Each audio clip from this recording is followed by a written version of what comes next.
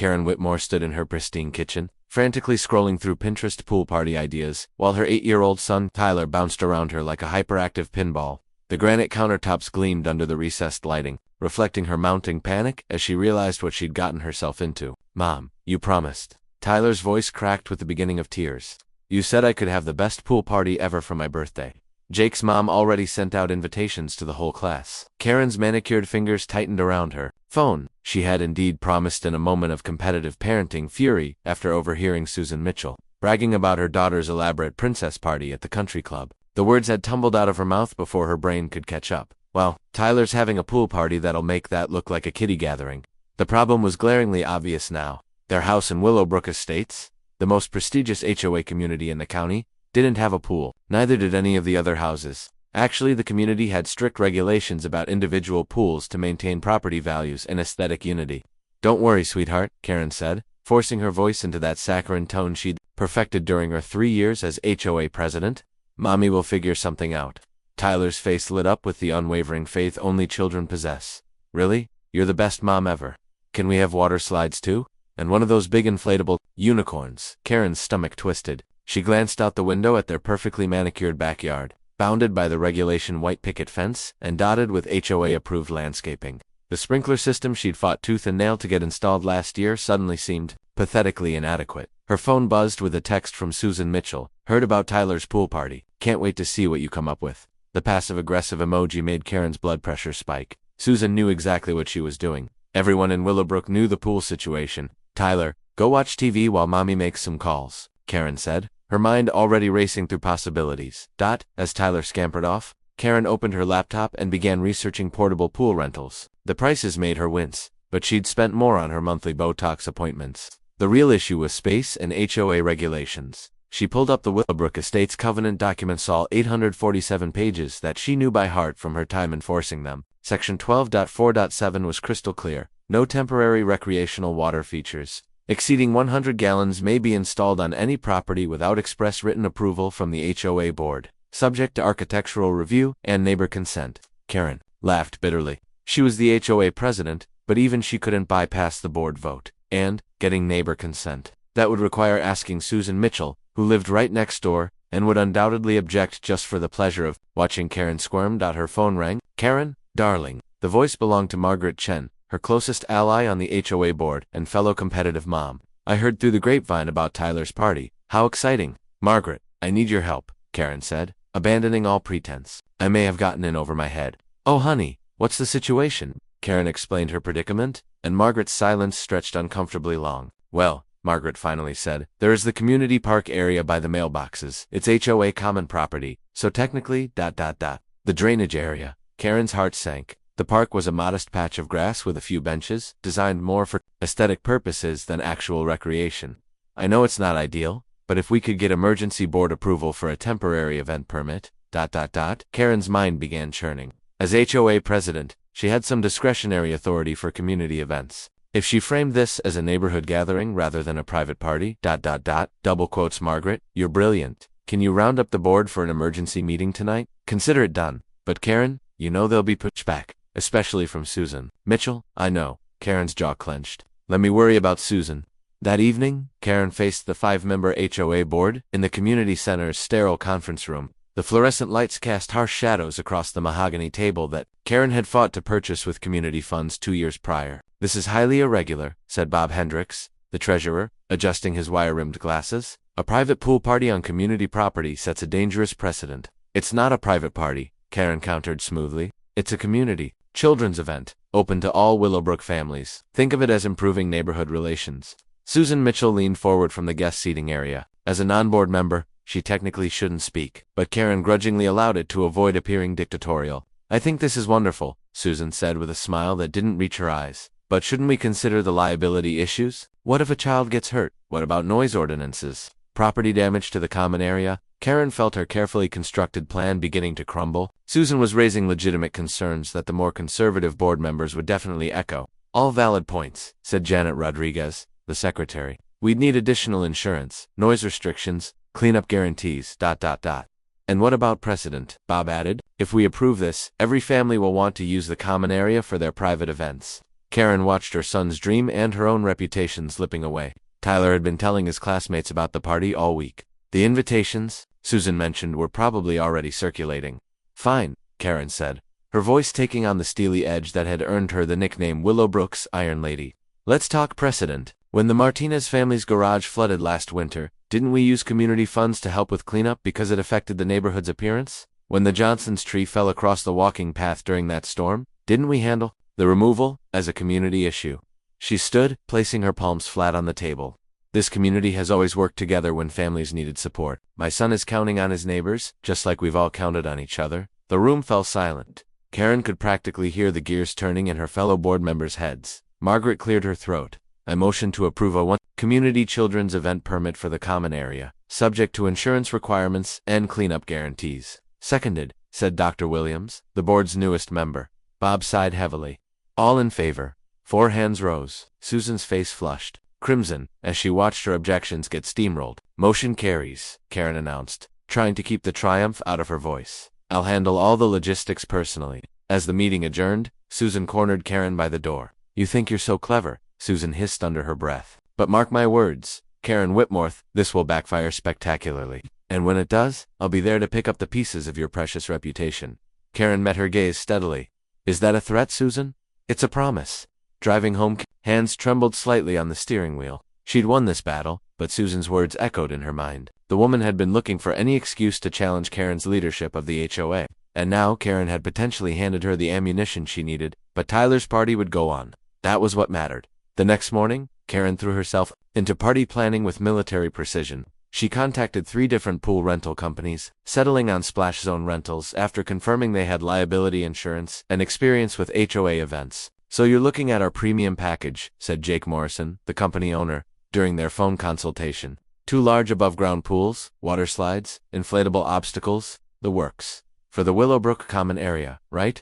That's correct. How quickly can you set up? Well, that's the thing. I'll need to see the space first. Above-ground pools require level ground and specific clearances.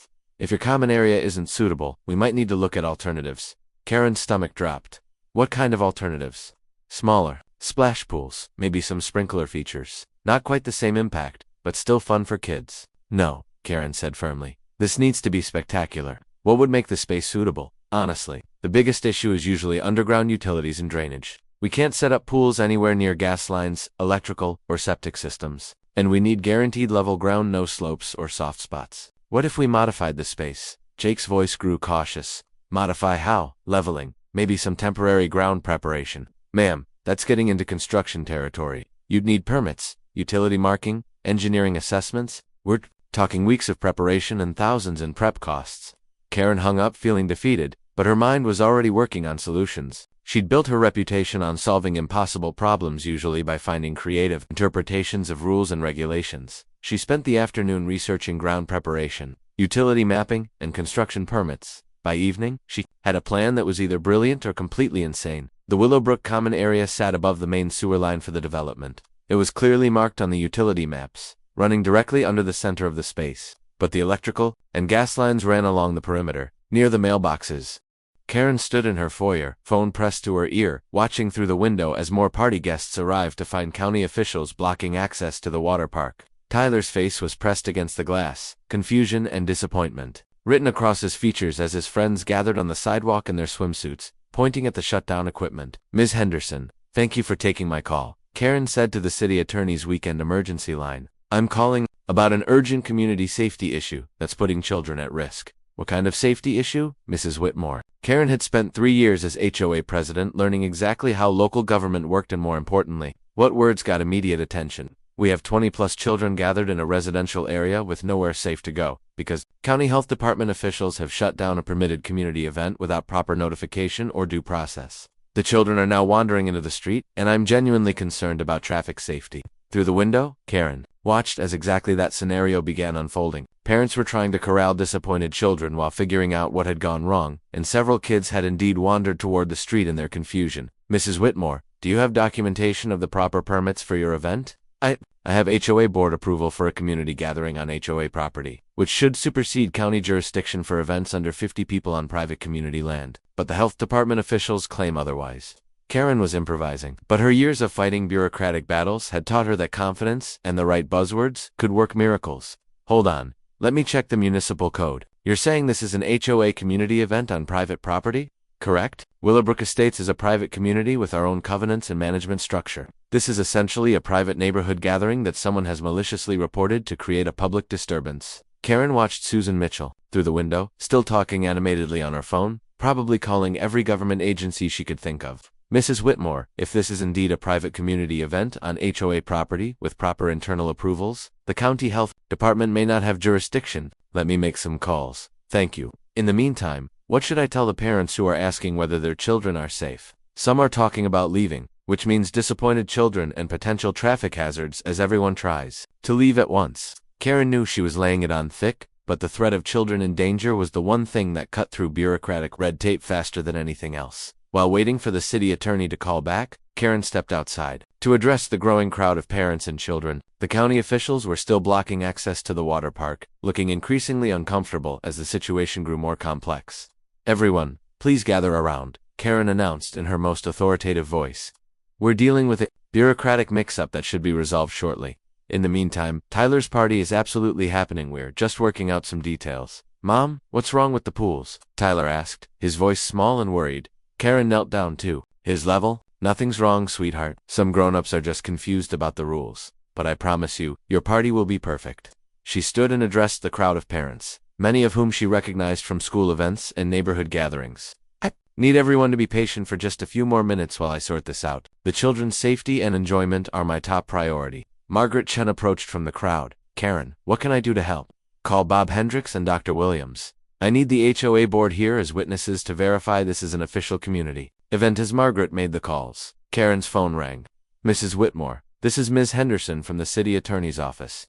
I've spoken with the county health supervisor. You're correct that they don't have automatic jurisdiction over private community events. However, they do have authority to investigate safety complaints on any property. What would resolve their concerns? They need verification that this is indeed a legitimate community event with proper internal approvals, and confirmation that safety protocols are in place. I can provide both immediately. Within 10 minutes, Karen had produced the board meeting minutes approving the event, insurance documentation from the water park company, and HOA bylaws establishing their authority over community gatherings. Bob Hendricks and Dr. Williams arrived to verify the approvals, both looking harried but supportive. The county officials huddled to review the documentation, while Karen addressed the increasingly restless crowd. I apologize for the delay. Everyone, as you can see, we're dealing with some overzealous bureaucracy, but everything is being resolved. Several parents laughed knowingly. Anyone who dealt with local government could relate. In the meantime, Karen continued, why don't we start with some non-water activities? Tyler, would you like to show everyone the party pavilion and the snack area? It wasn't the spectacular water park entrance she'd planned, but it kept the children engaged while the adults worked out the red tape. Finally, after what felt like hours but was only 20 minutes, the lead county official approached Karen. Mrs. Whitmore, everything appears to be in order. We're satisfied that this is a legitimate community event with proper internal approvals. The water features can resume operation. A cheer went up from the children, and Karen felt a rush of victory until she noticed Susan Mitchell's expression. The woman wasn't just disappointed, she looked furious. This wasn't over, but for now, Tyler's party was saved. The next hour was everything Karen had envisioned. Children shrieked with delight as they raced down the inflatable slides. Parents relaxed in the shade of the party pavilion, and Tyler beamed with joy as he played with his friends in the splash zones. Karen allowed herself a moment of satisfaction. As she watched the scene, she'd pulled off the impossible, a spectacular pool party without a pool, complete with defeating Susan Mitchell's sabotage attempt. Karen, this is incredible, said Jessica Martinez, Tyler's teacher. I've never seen the kids having so much fun at a birthday party. Thank you. It was a team effort. Karen's phone buzzed with congratulatory texts from neighbors who'd heard about the morning's drama. The story was already becoming neighborhood legend. HOA President Karen Whitmore versus the county bureaucracy, with Karen emerging victorious. But her moment of triumph was interrupted by a commotion near the street. Ma'am, you need to move your vehicle immediately. Karen looked up to see a parking enforcement officer writing a ticket for one of the party guests who'd parked on the street. Officer, these are residents and guests at a community event, Karen called out, jogging over. Street parking is limited to 2 hours in this zone. This vehicle's been here for 3 hours. Karen blinked in confusion.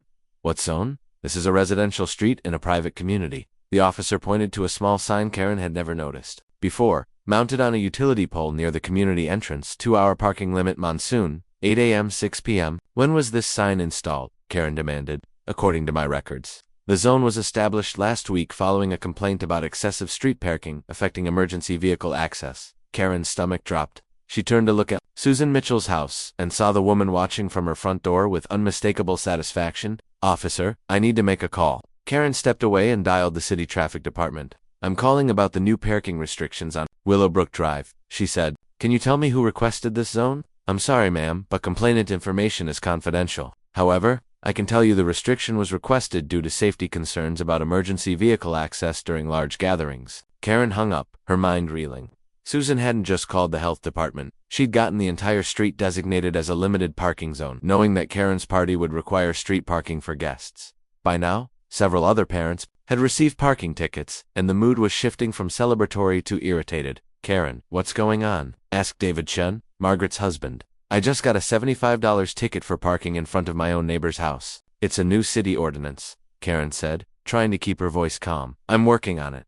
But even as she spoke, the parking enforcement officer was methodically working his way down the street, ticketing every car that had been there longer than 2 hours, which included most of the party guests. Karen pulled out her phone and called Margaret. I need everyone to move their cars immediately, she said when Margaret answered. Park in driveways, the shopping center, anywhere but the street. Karen, what's happening now? Susan happened. She got the city to create a parking restriction zone specifically to sabotage the party.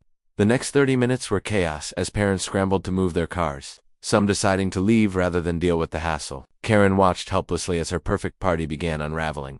Despite the water park still operating successfully, Tyler noticed the adults' stress and came running from the splash zone, dripping wet and worried. Mom, why is everyone leaving? Did I do something wrong? Karen's heart broke. No, sweetheart, you didn't do anything wrong. Some adults are just being difficult. Is Mrs. Mitchell? Karen woke up the morning after her electoral defeat to find a certified letter in her mailbox. Her hands trembled slightly as she tore open the envelope, though she already suspected what it contained. Notice of immediate cessation of presidential duties. The letter began in formal legal language. Effective immediately, all HOA presidential responsibilities, authorities, and access privileges are transferred to interim President Janet Rodriguez, pending formal installation of the new administration. The letter was signed by Susan Mitchell, as chair, Community Transition Committee, a title that didn't exist in the HOA bylaws but apparently did now. Karen's phone buzzed with a text from Margaret. Emergency coffee meeting at Starbucks in 20 minutes. We need to talk. Margaret was already waiting when Karen arrived, her usually perfect composure visibly shaken. Karen, they've locked you out of everything, Margaret said without preamble. HOA email account, building access, financial records. I tried to review the board meeting schedule this morning and got an access denied message. That was fast. Karen stirred her coffee absently, still processing the reality of her situation. Susan must have been planning the transition for weeks. It gets worse. Janet called me this morning. There's a special board meeting tonight to review all expenditures from the past 6 months. Susan's demanding a comprehensive audit of your financial decisions. Karen felt a familiar spike of anger. She's going on a witch hunt. Karen, I'm worried this goes beyond politics. Some of the language Janet used, they're talking about potential financial impropriety, breach of fiduciary duty. This could get legal. The coffee shop suddenly felt too warm, too crowded. Karen pushed back from the table, her mind racing through implications she'd been too focused on the election to consider. They can't prove financial impropriety because there wasn't any. Every expenditure was board approved. But were they properly documented? Did we follow all the procurement procedures? Susan's brought in some kind of forensic accountant to review everything. Karen's stomach dropped. Her years as HOA president had been marked by efficiency and results, not necessarily by meticulous paperwork. She'd often streamlined processes to get things done quickly, relying on board approval rather than extensive documentation. Margaret, I need you to do something for me. I need copies of all the board meeting minutes and financial records from my presidency. Everything you can access before they lock you out too. Karen, if they catch me, they won't catch you. But I need to know exactly what they're looking at before I can defend myself. That afternoon, while Tyler was at school, Karen sat in her home office reviewing 3 years of HOA decisions with the cold clarity of hindsight. What she found was troubling. Her management style had been decisive but informal. She'd often made spending decisions first and sought board ratification afterward. Confident in her authority and her colleagues' support, she'd streamlined vendor relationships by working with preferred contractors, rather than seeking multiple bids for every project. She'd authorized emergency repairs and improvements without waiting for full board meetings. All of these decisions, he had benefited the community and had been approved by the board. But the documentation was sparse, and the procedures were flexible. Susan's forensic accountant would have plenty of material to work with.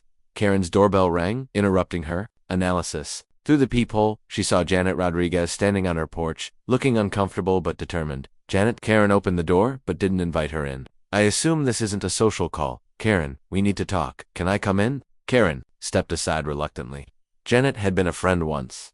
Before politics complicated everything, I want you to know I didn't ask for this, Janet said as they settled in Karen's living room. When Susan approached me about serving as interim president, I thought it would be temporary just to provide stability during a transition. But now Susan's talking about a complete overhaul of HOA operations, new financial controls, new vendor relationships, new policies for community events. She wants to essentially undo everything from your presidency. Karen felt a chill, a vindication mixed with dread. Tyler's overheard conversation had been accurate. Susan's agenda went far beyond removing Karen from office. Janet, you've seen our community improve over the past 3 years. Property values are up, resident satisfaction is high, we've had no major incidents or problems. Why would Susan want to tear that down? Janet looked genuinely conflicted. She says it's about fiscal responsibility and proper governance. But honestly, Karen, some of her proposals seem extreme. She wants to eliminate all discretionary spending, cancel the landscaping contracts, even remove the playground equipment, because it's a liability risk. The playground equipment the community voted to install unanimously. She says that vote was influenced by improper presentation of costs and risks. Karen stared at Janet in disbelief. She's going to systematically destroy everything that makes Willowbrook a desirable place to live. I'm starting to worry about that too, which is why I'm here. Janet leaned forward. Karen, if there's anything in your records that could be problematic, anything that might not look good under scrutiny, you need to address it proactively. What do you mean? Susan's audit isn't just looking for financial irregularities. She's looking for any excuse to pursue legal action against you personally, breach of fiduciary duty, misuse of community funds, anything that could result in personal liability. Karen's blood ran cold. She's trying to bankrupt me. I think she's trying to discredit you so completely that you'll never be able to challenge her authority again. That evening, Karen attended the special board meeting as a private citizen, sitting in the same guest area where Susan had watched her fall from power just days earlier. The role reversal was surreal and humiliating. Janet presided over the meeting, with obvious discomfort, while Susan sat beside her taking notes with the intensity of a prosecutor building a case. The first item on tonight's agenda, Janet announced, is a comprehensive review of financial expenditures from January through December of the previous year, with particular focus on the community event held on. Karen listened as her administration was dissected with clinical precision. The forensic accountant, a stern woman named Dr. Patricia Hayes, presented findings that made routine decisions sound like criminal acts. The pool party expenditure of $3,847 was approved by the board, but proper procurement procedures were not followed. Dr. Hayes reported, multiple vendors were not consulted, cost-benefit analysis was not documented, and emergency spending authority was used inappropriately for a non-emergency situation. Additionally, the ground preparation costs of $2,100 were authorized, without environmental impact assessment or utility clearance verification. This created potential liability exposure for the community. Bob Hendricks, still serving as treasurer, looked increasingly uncomfortable as the presentation continued. Dr. Hayes, he interrupted, while these procedural issues are concerning, wasn't the community ultimately satisfied with the event? And weren't all costs properly documented and approved by the board? The issue isn't satisfaction or approval, Susan interjected. The issue is whether proper fiduciary procedures were followed to protect the community's interests. Dr. Williams raised his hand. Suzanne, I want to remind everyone that Karen isn't on trial here. She was an effective president who delivered results for the community. No one is questioning Karen's intentions, Susan replied smoothly. But good intentions don't excuse procedural violations that put the community at financial and legal risk. Karen watched the discussion with growing alarm. Susan was systematically reframing every decision Karen had made, turning leadership into liability and efficiency into negligence. The meeting continued for 2 hours, with Dr. Hayes presenting a catalog of irregularities spanning Karen's entire presidency. By the end, even Karen's supporters on the board looked shaken.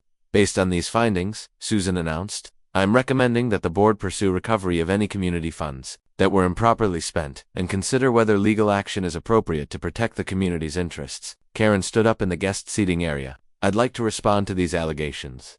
Janet looked uncomfortable. Karen, this is a board meeting.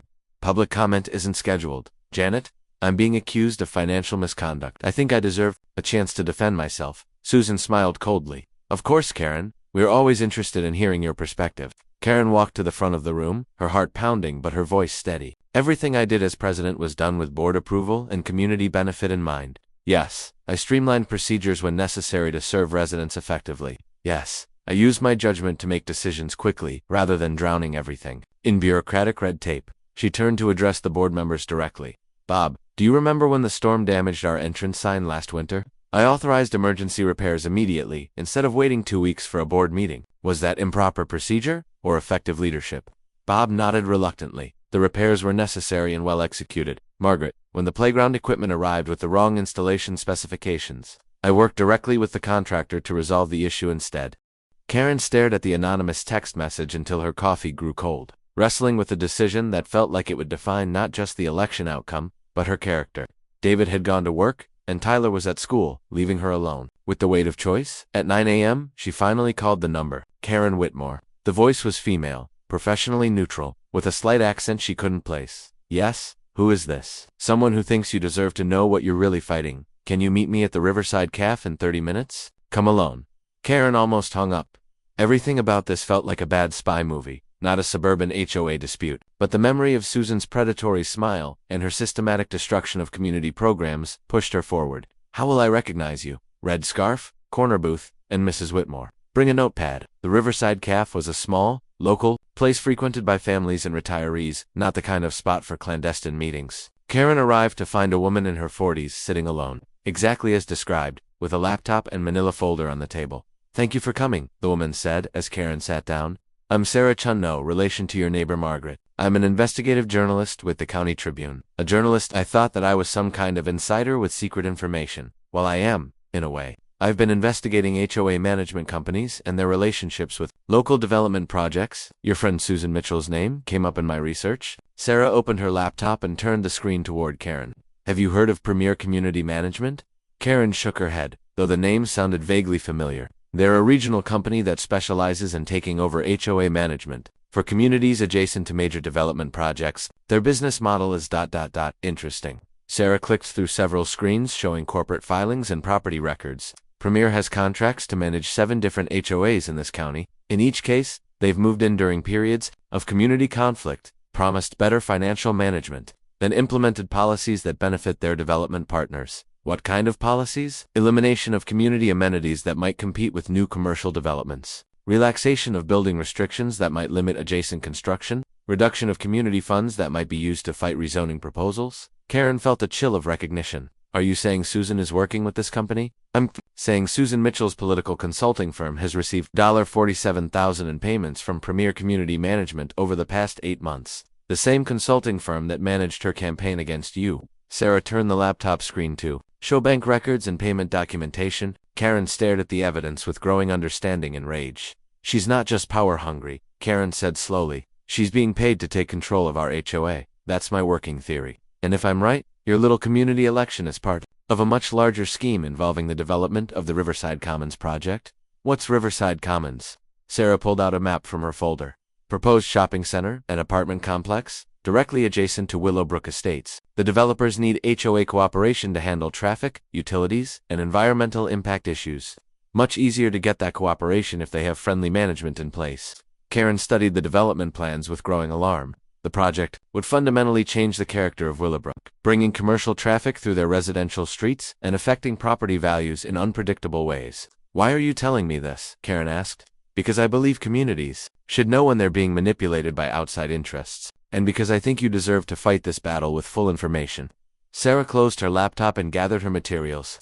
Mrs. Whitmore, what you do with this information is up to you, but I thought you should know that your instincts about Susan were correct. This was never really about pool party expenses or fiscal responsibility. Karen drove home with her mind racing, Sarah's evidence burning like a secret weapon in her purse.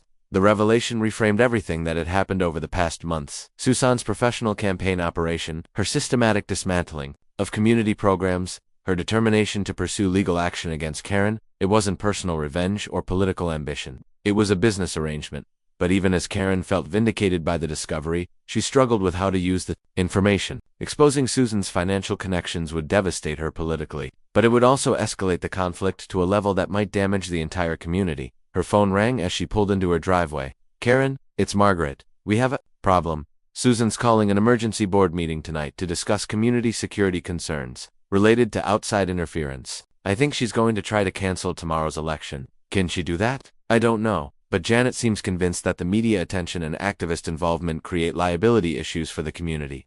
Karen made a quick decision. Margaret, I need you to trust me. Can you delay that meeting for 24 hours? Why? What's going on? I can't explain over the phone, but I may have found a way to end this entire conflict decisively. Karen, you're scaring me. What have you discovered? Evidence that Susan isn't who she appears to be, but I need time to verify everything before we move forward. That afternoon, Karen called Sarah Chen back. I want to use the information, but I need more verification. Can you help me document everything thoroughly? I can do better than that. I can introduce you to someone who worked directly with Premier Community Management on similar projects. 2 hours later, Karen found herself in a downtown office building, sitting across from Marcus Rodriguez, a former Premier employee who had quit in disgust over the company's tactics. It's a sophisticated operation, Marcus explained. They identify communities that are vulnerable to development pressure, then engineer political changes that serve their clients' interests. How do they engineer political changes? They find local residents who are ambitious or financially motivated, provide them with campaign support and professional consultation,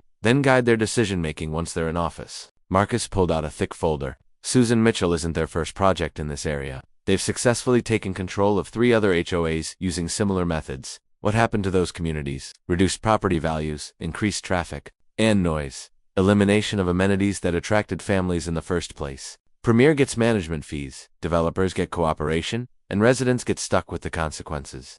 Karen reviewed the documentation Marcus provided, seeing patterns that perfectly matched Susan's behavior in Willowbrook. The elimination of community events, the focus on reducing spending, the adversarial relationship with residents who questioned authority. It was all part of a playbook designed to weaken community cohesion and resistance. Mr. Rodriguez, would you be willing to speak publicly about this? Mrs. Whitmore, I've been waiting for someone to ask. Premier's tactics are legal but unethical, and communities deserve to know when they're being manipulated. That evening, Karen called an emergency meeting of her core supporters. Margaret, Dr. Williams, Bob Hendricks, and several concerned parents gathered in her living room to review the evidence Sarah and Marcus had provided. The room was silent as Karen presented the documentation of Susan's financial relationship with Premier Community Management and the company's history of HOA manipulation. This explains everything, Margaret said finally. The professional campaign, the systematic policy changes, the focus on eliminating community amenities. Dr. Williams studied the development plans for Riverside Commons. If this project goes forward without community input, it will fundamentally change Willowbrook's character. The question is what we do with this information, Bob said. Do we go public with accusations that might be difficult to prove definitively? We don't need to prove criminal conspiracy, Karen replied. We just need to show the community that Susan's campaign was financed by outside interests with their own agenda. Lisa Martinez, who had been quietly reviewing the documents, looked up with concern. Karen, if we reveal this, won't it make the situation even more controversial? More media attention? More outside groups getting involved?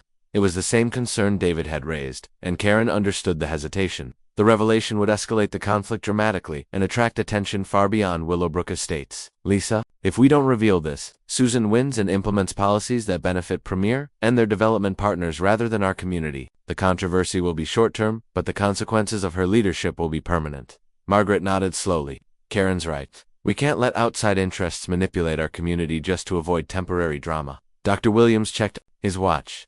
The election is tomorrow at 6 p.m. If we're going to use this information, we need to act quickly. Karen felt the weight of decisions settling on her shoulders. In 12 hours, she would either expose Susan's secret funding and risk turning their community dispute into a regional scandal, or stay silent and watch Premier Community Management's plans proceed unopposed. There's one more thing, she said, quietly. Sarah Chen wants to publish her investigation regardless of what we decide. The